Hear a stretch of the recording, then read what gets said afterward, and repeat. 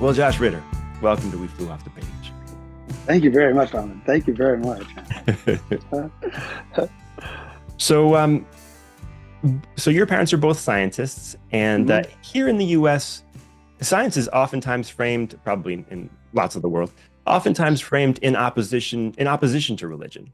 Mhm. Uh, Mhm. Much of your music is steeped in all things spiritual, metaphysical, certainly also historical.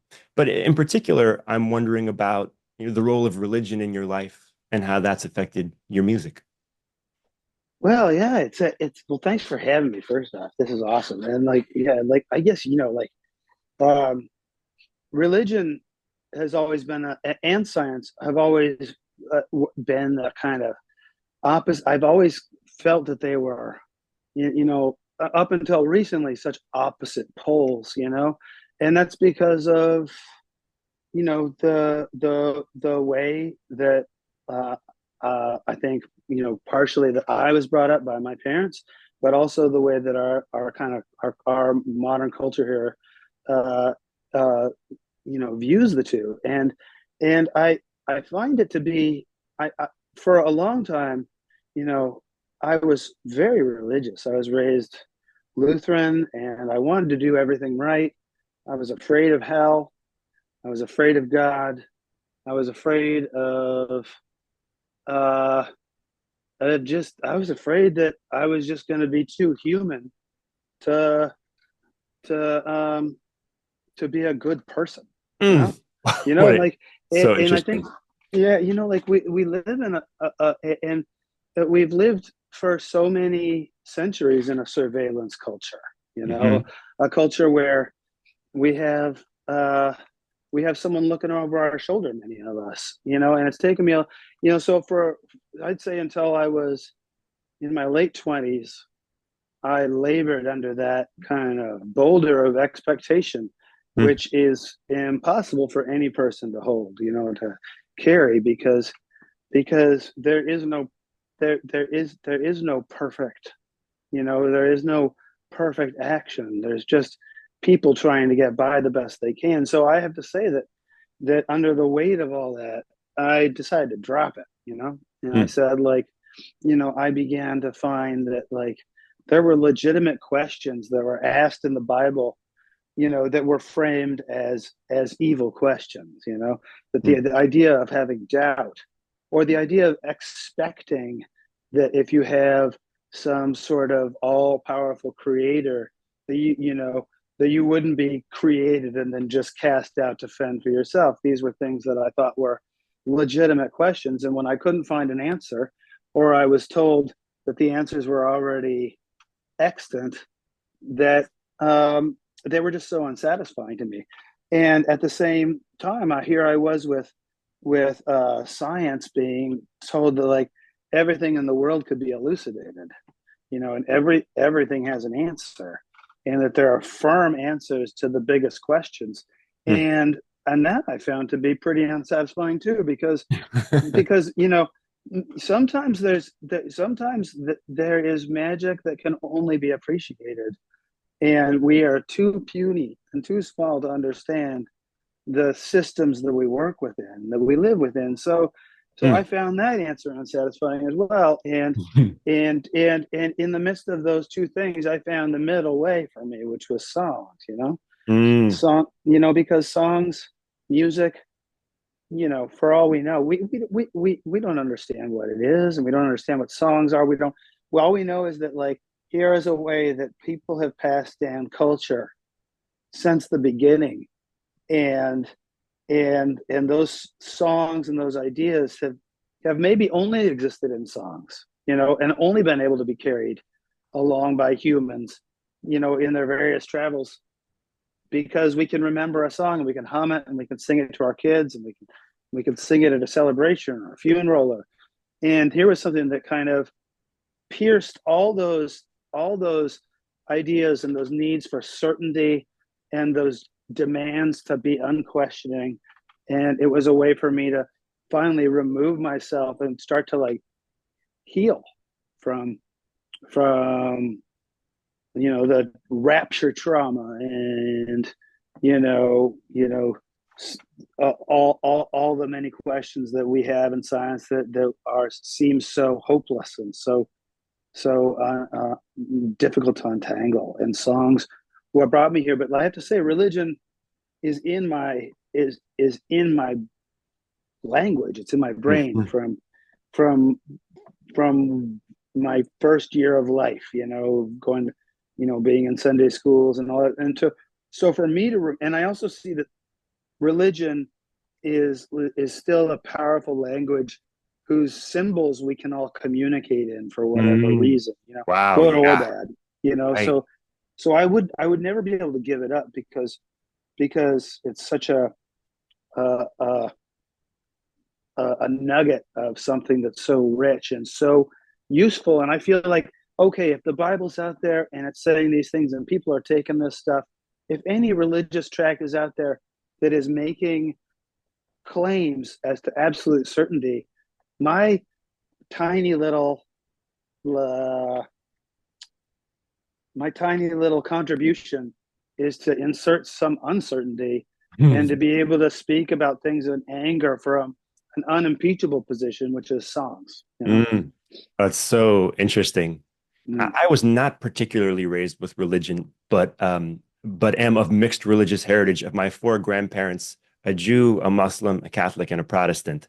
Are And you kidding me? no, Wow. yeah, and that though I was not raised particularly in any one of those traditions, being the product of those, four of the Abrahamic faiths, really all Mm. of them, Yeah. has permeated my life.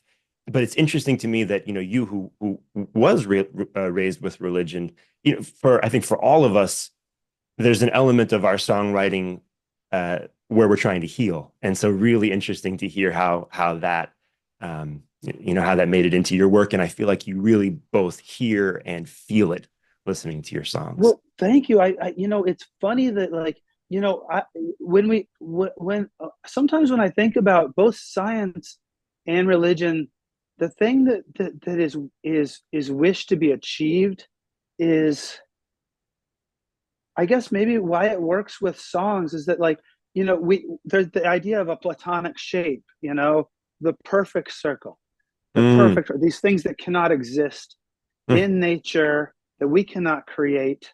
These are things that we uh, can only imagine in our minds. They are ethereal, and they're goals that we reach towards, like the goal of perfection. mm, You said I went to Oberlin College. I did, and I was like, I was really interested when I first got there, always being so interested in the strains of American religion, and Northern Ohio being an especially fecund place for that sort of uh, uh, new religious growth. And the founder of Oberlin, this guy Charles Grandison Finney, was a guy who believed that you could achieve spiritual perfection as a human being, and he devoted his life to that idea.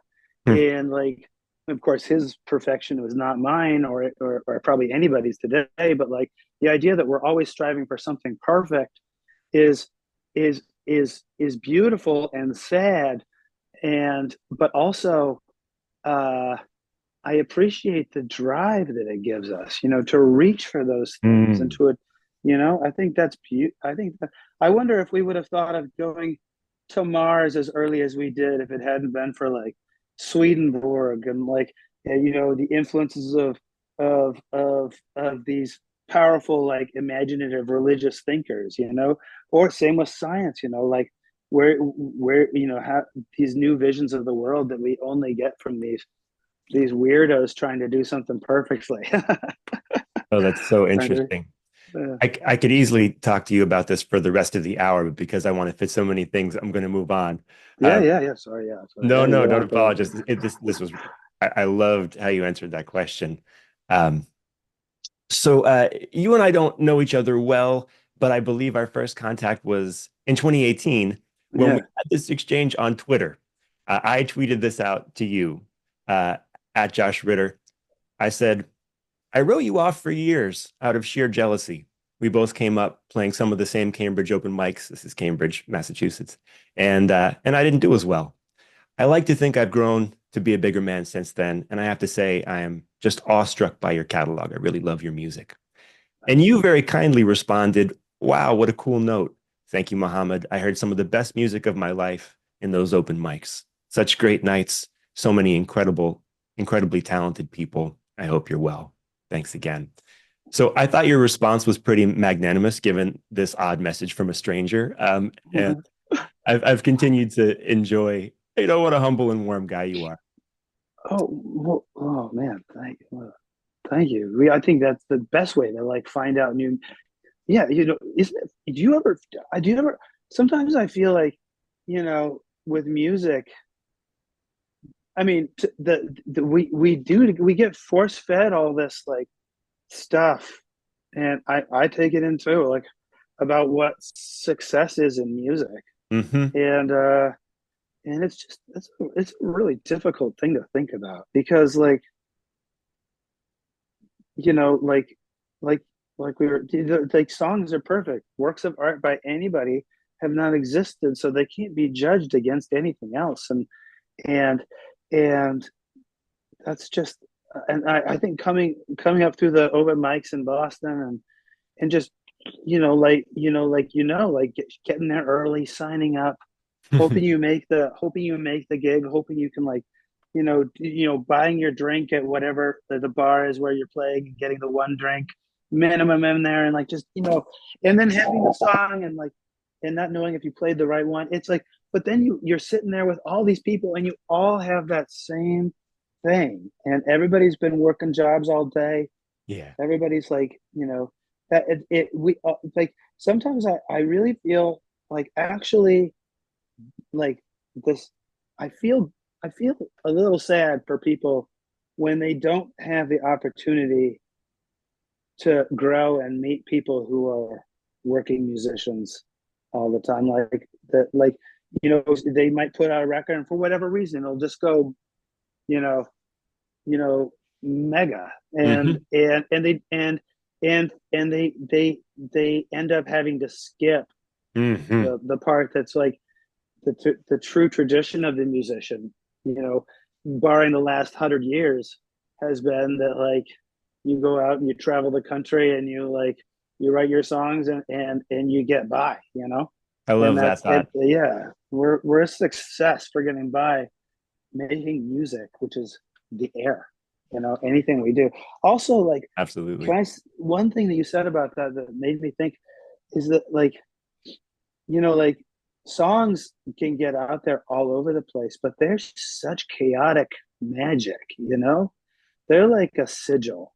They're like a you find something you want to talk about and you write it down you write it in whatever way feels the most powerful for you, and then you perform the spell in front of people. And then those people, and then for whatever reason, like it doesn't need lots of lights or sound or anything. There's like a little bit of chaos that just got into the world, Yeah. and it's gonna do something, you Yeah. know.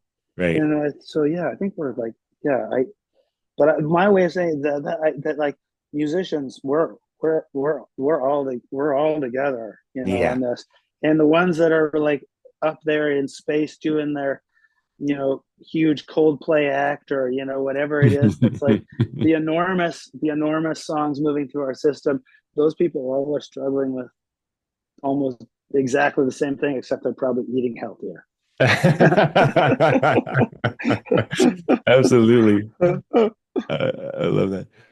Matt Smith, who has been running the Club Passim open mic since back in that day, that was one of the open Yeah, mics where I used to see you and where I yeah, would be. Recently, he put up on Instagram, he had kept the sign up sheet from an open mic from back in those days. You were not on that particular one, but he said he saved this one because it was the biggest open mic, like in terms of people, the most yeah. it was like 85 or 90 people Oh, that night, something, oh my would have gone God. into 2, 3 in the morning.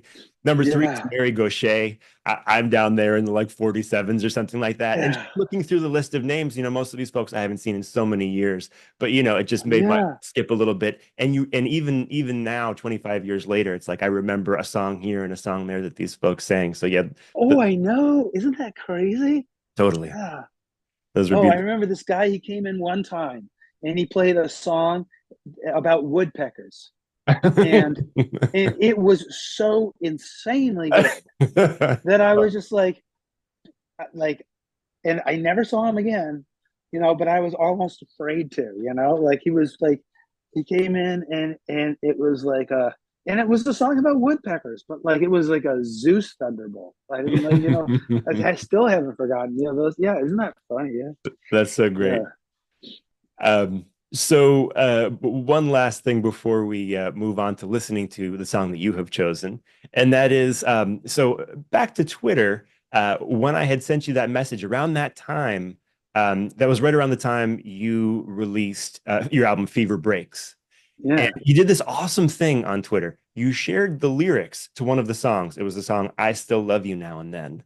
yeah, But you shared the lyrics before you released the song, and you invited fans to record themselves playing their version of it. So they had to make up chords and melody in rhythm yeah. with Josh Ritter's song they had never heard before. I just thought that was so cool, and I've always wondered, what you got out of that.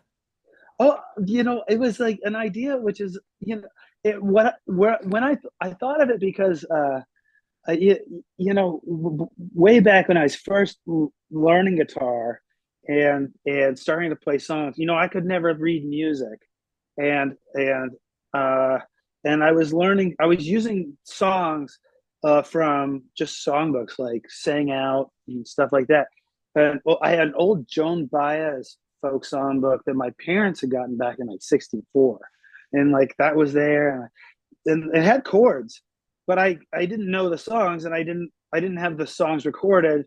It wasn't like, like it is now where I could look it up. And so a lot of those songs, I just would play what I thought the song was, and I would send the lyrics with the chords. And sometimes I would get that. Then sometimes I would just get it would send me off on a little tangent, get me going in my own direction.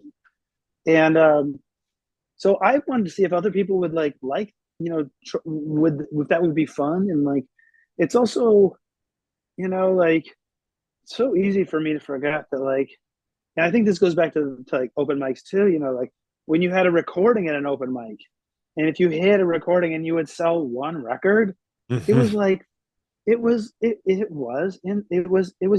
so beautiful. Mhm. And and and it's so easy to forget that when people buy music, sometimes they make it a part of their day and their life, and like, and I kind of wanted just a little touch of that feeling again, and remember and remind myself that that's how that works. Is it sometimes comes down to being able to play a song yourself, and I just love that idea.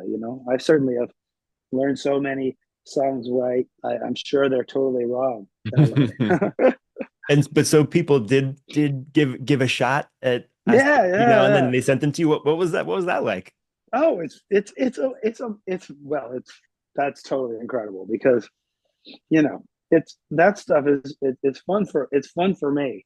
And like, all I really know is, about art, is like, is where can it where's the point, where's that, like, um facet line where what I want to be doing matches up with what someone might want to experience, you Interesting. know I remember, so often, like, it can be easy to like forget that like that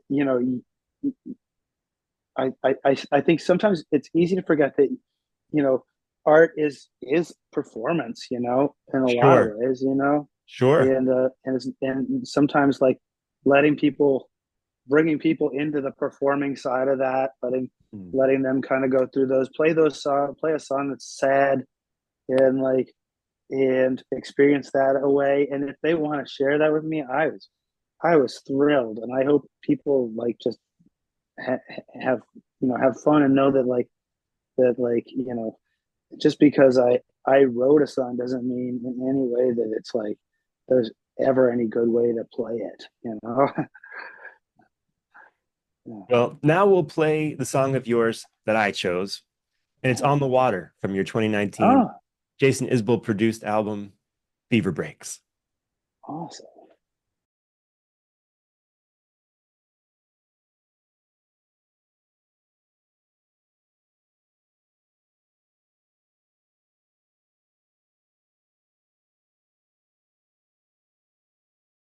That was On the Water by my guest, Josh Ritter. I always have a hard time choosing a song from my guest catalog. It was especially hard with you because I'd love to hear you talk about 20 different songs from Oh, Snow Is thanks, Gone man. to Temptation of Adam. Um, Thanks a lot. I chose On the Water because I wanted a song that felt very different to me than the one you chose, which we'll come to soon. The one you chose is a gorgeous song, and it's a cascade of words and ideas and poetry where the listener, I think, has to work to keep up. Um, and in that sense, I find, and in that regard, I find On the Water a little bit more accessible. Um, Uh-huh. you might Yeah. almost say it has more of a pop appeal. Yeah, absolutely. Yeah. Um, Yeah. in is this on your mind when you're writing the notion of how much you're asking of the listener in a given song? The question of, is this fun to listen to versus, is this challenging but rewarding? Or do you just Yeah. follow the thread of the muse and discover when you're done what kind of a song you've got? That yeah, like yeah, what I I've tried all different ways. There's all kinds of ways. And I think you can fool yourself into writing a song any way you want. But like, but like really like if a song sometimes I think it really matters, where you conceive of the idea coming from, because once you start to think, well, I'm not generating this idea. This is an idea that's been floating in the river for years, and it got caught up in my roots. Mm. So in that sense, if a song's coming by and it floats through and it gets in your transom, you know, that's like you do you know you it's don't throw it out. It's like, who knows if that song will ever come back again to anybody. Like that song is yours, and you just have to take the time to write it down. Because and that means, like, turning off the editor and turning off the ego, because you can't always just be showing off. Some no doubts, there are some songs where it's just fun to you know, go out for a gallop. There's songs like that I love being wordy on, like, that are fun for that very reason.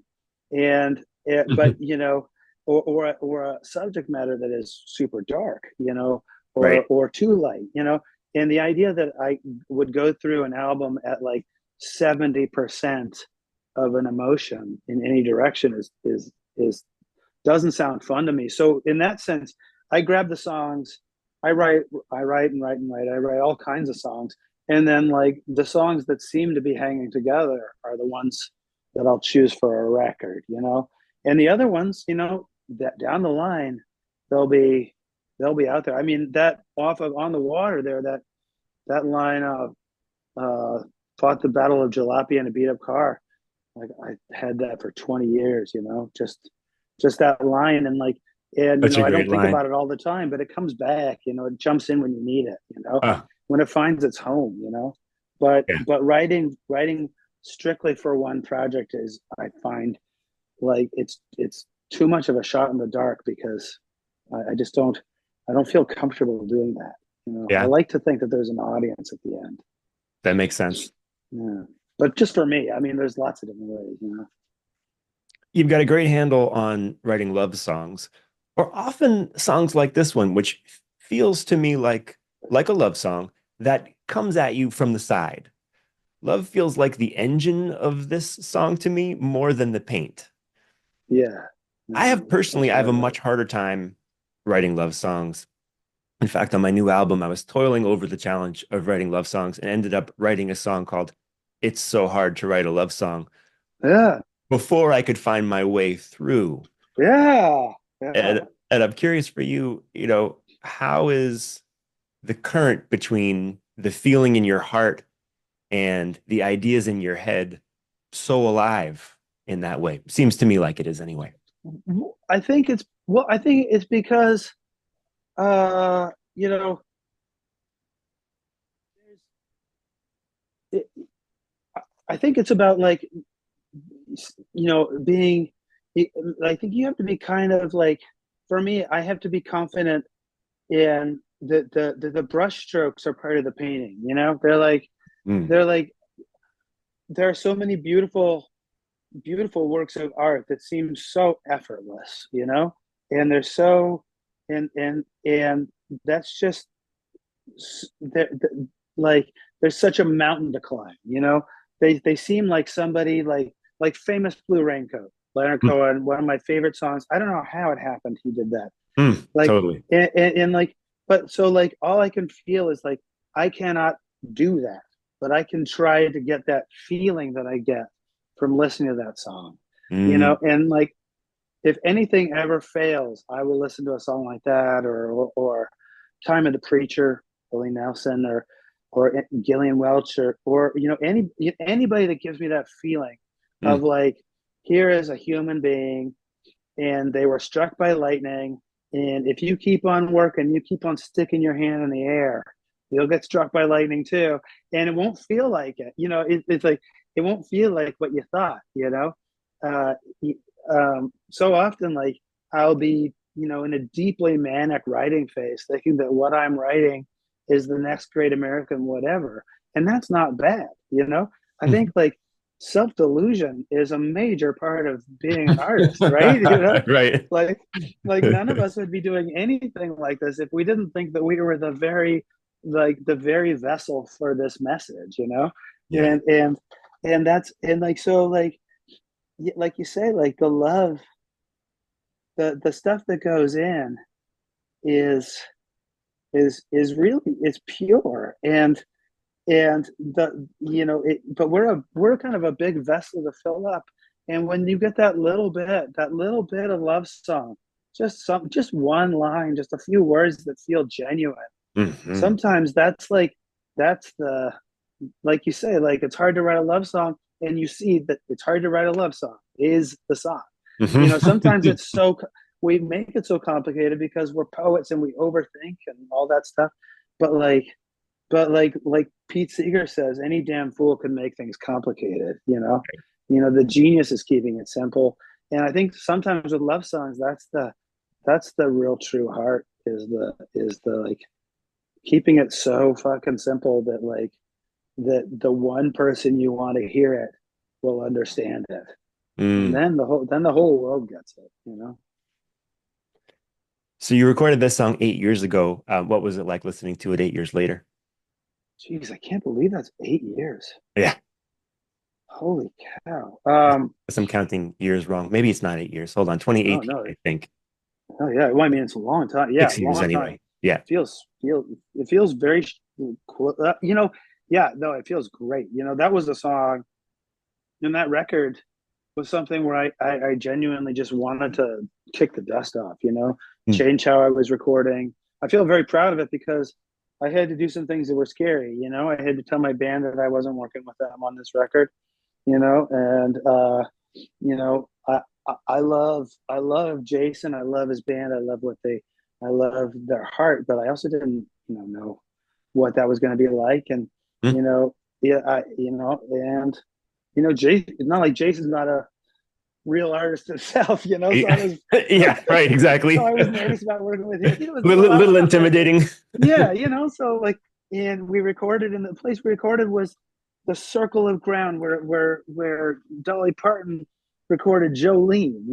There's lots of things that are scary about it, but the fact is that like that the songs shouldn't have to have any of that involved. They should just be, Mm. you know, the the the true extent of your fallibility. They just help that you're willing to be as truly incredibly embarrassed, and willing to just walk out there with no pants on and Mm. say, look at me, this is all I got. If you like it, like, join the club. you know I love that. I love the risk of it. I feel like if you're gonna make it past a week as a songwriter, as a musician, as a performer, you kind of have to love that element because it's a yeah, lifetime of that. It's kind of the yeah, whole job is putting yourself out there in a very vulnerable way and having it go sideways half the time. But at first, it goes sideways most of the time, and then eventually, yeah, maybe you can dial it back to 50% of the time it goes your way. Is my feeling right, about it. yeah, well, yeah, yeah, right. Or like you feel like they're exactly, that's, you said it so well. Yeah, exactly. Like, I remember uh back when I was first starting in maybe 2000. Well, I had first just met Glenn and the folks from the Frames. They had come. They were playing an open. They were playing a like a late night show at the Druid in Inman Square, Mm. and I went down and I was they invited me to come and sing a song, Who was and this of again? I'm course, sorry. like 2000, Glenn Hansard and the Oh, oh, Frames. So oh, they yeah, yeah, yeah, yeah. I know them. Yeah. yeah, and they were like, yeah, and they were like, so it was this rowdy, so fun, the Druid, Inman Square, like really busy, crowded, small, and there was tons of people in there. There was no stage, of course. It was just the on the floor, and they invited me out to play, and I stood there in the middle of the floor, and I saw as I was playing that there was like one empty chair and everybody was standing, but there was one chair sitting right in front of me, and I thought like I could stand on that chair, and I didn't. Mm. And I've always thought of that chair. I've always thought of it, you know, you know, like thinking like that's all it is just just standing up so you can be seen and heard, and and saying singing your little song about that won't make it, that'll just fly off into the air and it's gone. It's a moment, but Mm. it's the most important moment, because you can build everything in your life out of that one step up onto into a place where you can deliver what you want to say, and I think you can do that with everything. Oh, I love that. You can build your whole life up out of that step. I have so had that experience. Really beautifully said. Right. Isn't it like it's a weird fundamental, one of those fundamental choices that you can kind of spread out into other areas, like having a kid or Mm. moving and like, Oh, yeah, hell yeah. yeah. Now we'll play the song that you chose, and it's To the Dogs or Whoever from your Uh-huh. '07 album, The Historical Conquests of Josh Ritter.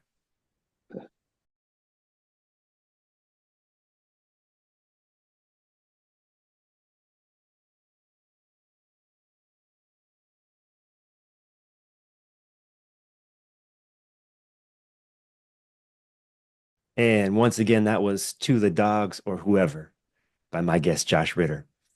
I am usually a pretty wordy songwriter. It's easy for me to get down on myself, feeling like every time I sit down to write, I'm trying to write Shelter from the Storm. Um, Yeah, yeah. but then I listen to your songs and I think he's writing these big lyrical beasts of songs and they're amazing. So maybe I'm in good company. I can cut myself some slack. Yeah, yeah. They are, they are really like, um, yeah, they're so fun because like I there's something so beautiful about like the perfect like a Cole Porter song, Mm, like just or Jimmy Durante. I listen to him all the time, and mm. these songs that are just very plain, delivered, short, just the exquisite, and I love those so much. But sometimes, like, I just want to get in a trough and roll around, Yeah, and yeah. like because like language is free, and we should be like we can be as extravagant as we want, and like we can put ruffles on hangmen and like and just like do it, and you spend all the time we want doing that, and I found that like the fun thing about writing those songs is that they're typically like a garden for a bunch of other songs, like Interesting. it like if I have a song like with To the Dogs, it's like I remember I wrote that during the session in the morning before, because like I thought, shit, I need some like I need like some I need some big songs or whatever. So I started with blank page, and just started like all the images that came into my mind, Mm, um, and just oftentimes like that way of writing is really fun because I think of it like you kind of have like an iris, and like an eyes iris in your head, and like if you can really calm down and really dilate that iris. Like Mm. images fly through, but they have no they have no seeming relationship to each other. But if I write down enough of them, then suddenly like a constellation begins to emerge and an idea starts to take shape. And in this case, it was all about weirdly like realizing that so many of these characters that I put in this song were all people that heard voices, like her, Oh, and that the voice was something that like I had always like, I'd always, you know, at least since maybe 19, had always heard voices and always heard things. And, for a long time figured that that was like really normal and that that was like a thing. But like, then I started to realize, no, no, these voices are like, I'm not going to call them psychosis, but they're like, yeah. they're not, they're not a part of the same normal thinking. And so for that reason, for a long time, I kind of pathologized them, but I don't pathologize them anymore. They're like, those are the things that are coming through to me. And so the voice has become a very important part of my life. And that was maybe the first time I started really thinking about giving it kind of enshrining it for myself, being like, okay, I'm not the only one. There's other people that hear voices. There's a bunch of them. That's so interesting. I love the idea of the iris and dilating the iris. What a great metaphor. it's And I really think about it like that. Yeah, it really works for me. I hope maybe it'll work. Yeah. I love about this song. That's interesting to hear that you were thinking about other characters, other people who had heard voices. When I was, sort of um, pouring through the lyrics, at the end of the first verse, Florence and Calamity and Joan of Arc, Florence Nightingale, Calamity Jane, Joan of Arc. I was sort of trying to think what do those three women have in common? And what I came up with was that both Florence Nightingale and Calamity Jane were nurses to one degree or another. And I was like, Yes, oh, that's that's yeah, interesting. Not so much Joan of yeah. Arc, I don't think. But but anyway, that's but yeah. like these people that were and in this case, like I think weirdly now too, like the women in the song who have heard the voices are really the positive characters. Mm, And I had never thought about that, but yeah, like they all heard like exterior or interior voices and were led by those things to some degree. And I just modern day we call that schizophrenia, we call it psychosis. People hear their voices all the time, and sometimes like I think I'm only just starting to get like just now, in this last year being comfortable talking about any of that stuff because I thought it was so scary for so long. no, that makes sense to me, and I can relate. Yeah. Yeah, yeah, yeah. No, yeah, no. I often think it's easy enough to do two things well in a song. For example, maybe your song has a beautiful sound and a great sense of rhythm. But Yeah, I think it's hard to do. For somehow I've settled on two as a number. I think it's hard to yeah, do more than two things really well at once. yeah, And for example, a song that's got poetry, it's clever, it's catchy, it's funny. Once you start stacking up these layers of sophistication, I think that's very hard to do. And part of what yeah. enthralls me about your songwriting is how many plates you spin at the same time. It's an impressive feat. And, most importantly, it results in really fun music. And I think this Thank song, The Dogs or Whoever, is a great example. thank Running her hands through the ribs of the dark. I mean, it's got poetry. Um, you. I love the way she looks in her underwear. I lost my page, then the book, then the plot, I swear. It's funny and sexy. Um, Yeah. in a cakewalk she came through the dead and the lame, just a little bird floating on a hurricane. Not only does the song have evocative, funny, visceral, simple lyrics, but it's carrying a narrative, a story, a story of some kind where we're along Yeah. ride, full of Yeah. history and religion to top it off. I've written some screenplays. I was a Yeah. student of screenwriting for a while, and I remember one writing teacher saying a movie doesn't have to be full of amazing scenes in order for it to be amazing. If a film has 30 great scenes and three amazing moments, that film's going to blow you away. I And agree. and so every line in To the Dogs or whoever is great, but then every few verses you catch one like can you love me like the crosses love the nape of the neck, which for me kicks the whole thing up by degrees. Thank So you, man. I know Well, when it's I like, asked, oh, go ahead. yeah.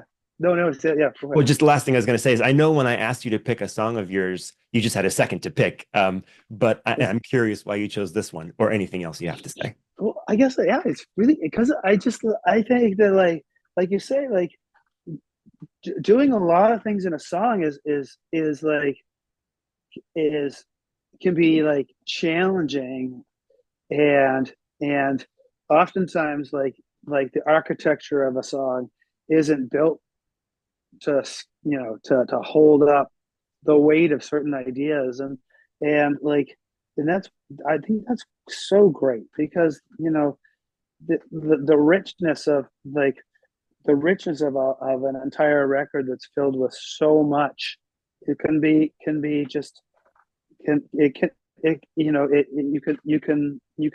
can lose the power like you say and of a single image and oftentimes like for something like dogs that's one where I think like a song really is like architecturally like a hallway more than anything.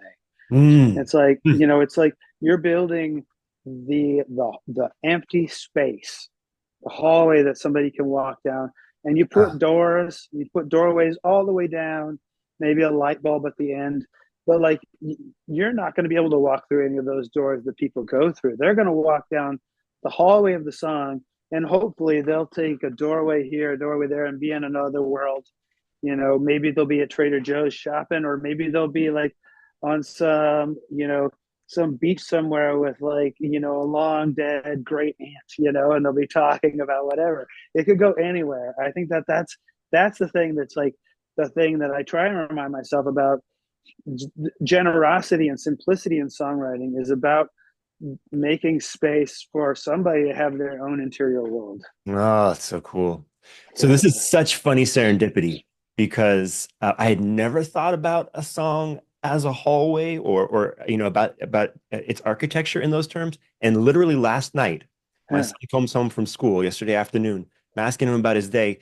He doesn't tend towards visual arts, like he doesn't yeah, crafts and things like that. He doesn't sort of love doing those things often. yeah. He told me in his art class they did this thing that he loved, and this is incredible. It was that they had to draw a three-dimensional hallway, but the drawing wasn't about what was in the hallway. It was drawing what was outside of the hallway. That was the assignment. And Wow, he loved it. So interesting that I've never wow. thought about this in my life. And now he last night and you today are bringing Oh it my to meeting. I gosh, love that's it. amazing. Really The fun. negative space around the yeah, Isn't it a cool idea? But it's that's also, amazing. Yeah. this is your idea. Oh, This is what you're telling that's me. amazing. So cool. Tell he's a genius, obviously. I'm taking I like to that's all think my so. compliment. Amazing. Um, so I thought I heard somebody calling in the dark. I thought I heard somebody call. It seems to do the job of the chorus in this song, though it's very short and not particularly chorusy in the way Yeah. that we often think. It's also the part of the song where I'm least sure what you're getting at.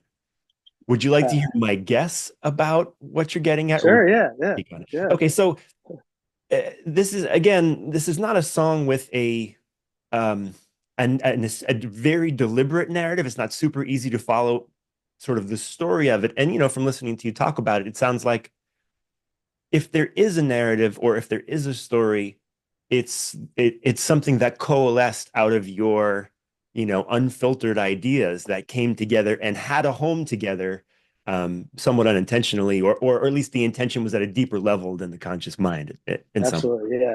Yeah. But still, and you were saying part of the gift that you're trying to give as a songwriter is it's to allow the listener to form their idea about it, which Yeah. I Yeah. have done that here.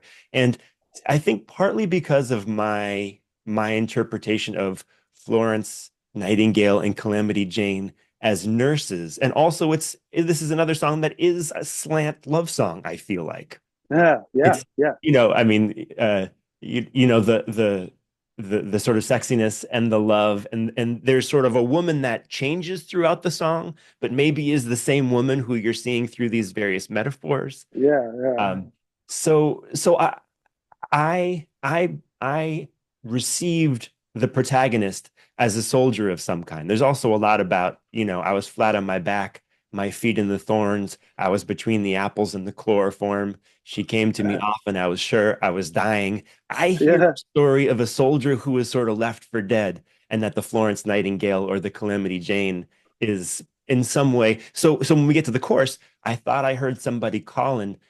For me, a picture started to form of here I am, the soldier, sort of fading to black, maybe going into the tunnel, but I hear somebody calling my name and I come yeah, back. So that was my experience. I'd love to hear yeah. what you say. Oh, that's yeah, that's like really beautiful. Like I think about like I did have this feeling, and I don't know why, but when I wrote it, the Crimea was something that I was thinking about, and of course Oh, been much we've heard about so much more now, and but like but I'd say like that what I liked about it as a love song was like that there were all these like big male characters in it that are just so full of hubris.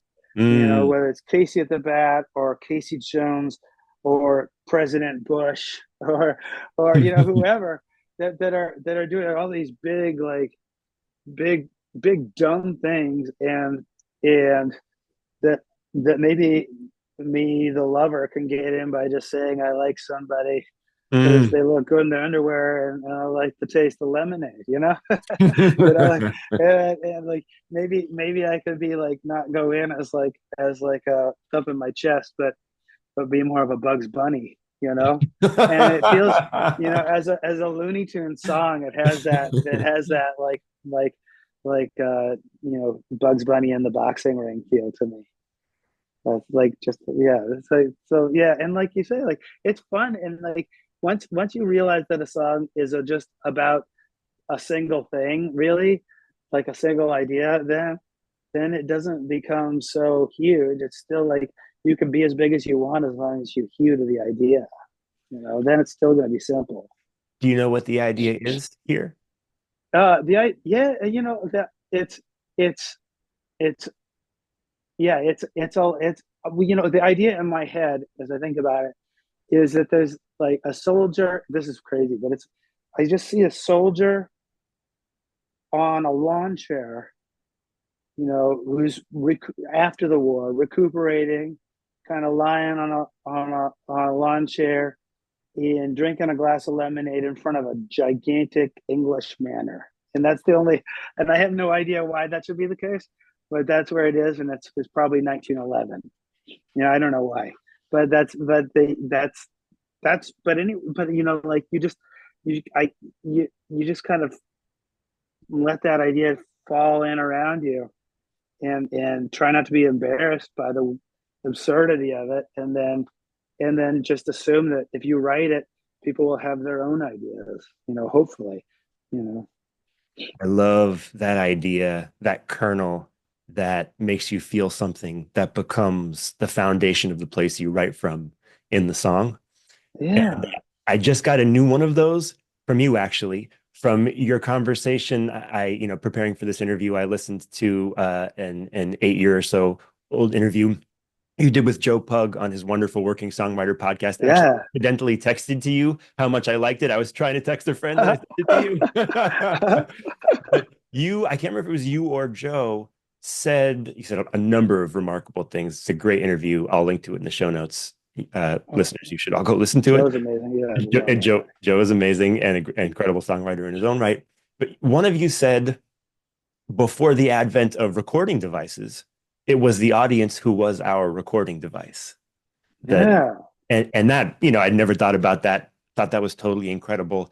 And 5 seconds after you finished talking about it, I thought, okay, I think I need to write that song. You are my recording device. Yeah, yeah, And so yeah, I the sort of initial kernel, which is not always doesn't always stay the same, right? Like yeah. sometimes the initial kernel is too simplistic or not quite right, and it changes into something else. But I feel something about that, both about I don't know how intriguing and interesting it is, the notion that when you play a song for somebody and they take it into themselves, they become the vessel for that song, and that was true before we had actual technological ways to record, and it will continue to be true long, Oh, now that we've yeah. had that for 100 years or more.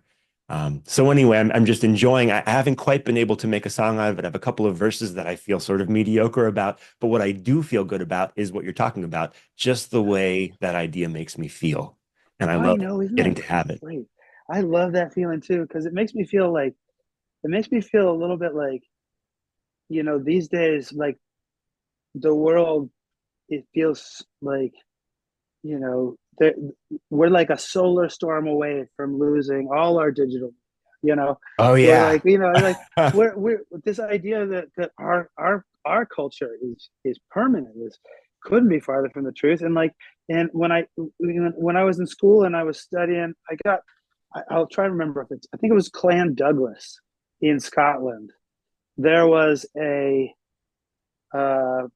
the tradition of the bard, and the bard might have like one job, and to remember the the the the poetic saga of Clan Douglas, and the song could be like 9 days long, 9 days long, memorized and and sung for their entire life, maybe once or twice a year, by one guy, and he had to remember all of it, and that was his job.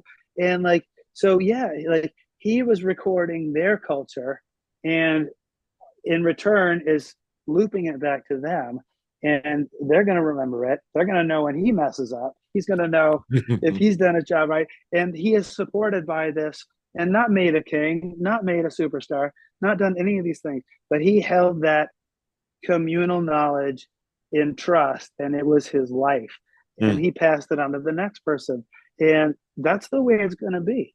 It will be that way again, and that's why I feel very good about being a songwriter, because it takes it out of this stupid world of commercialism and making money and buying cars and Instagram, and it puts it back to people walking around dragging their instruments to place and bringing people like some happiness and some story of themselves on a cold night, and that's truly, it seems to me that that's honest. mm, Yeah.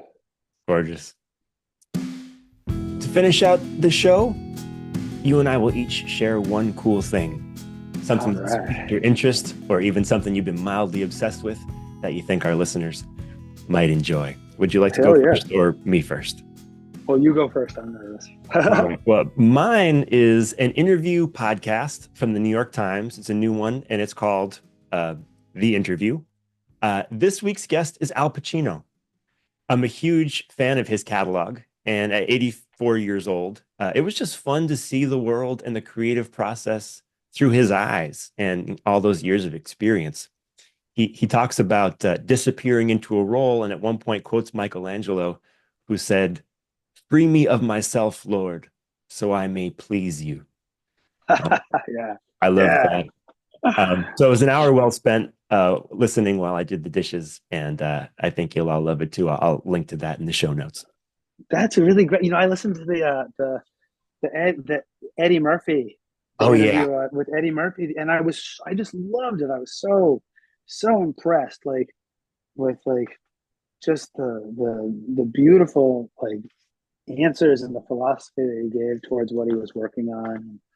I thought it was beautiful. Also, to see somebody like with Al Pacino, where they're like the energy and the work that they're doing cannot possibly all be captured, and you realize that they really are most of the time doing it for fun. They love it. So fun. Um, Yo. mine is a I've been really, really into this thing that I discovered about a year ago called remote viewing, and it's a protocol that has been developed over time in which this sounds really crazy, in which you're given eight random numbers and you use those numbers, and those random numbers have been assigned to an image or a place or a person or anything, and you use those numbers and through just absolute, balls to the wall mental imaging and bullshittery, you are able to extract what that image is from the numbers.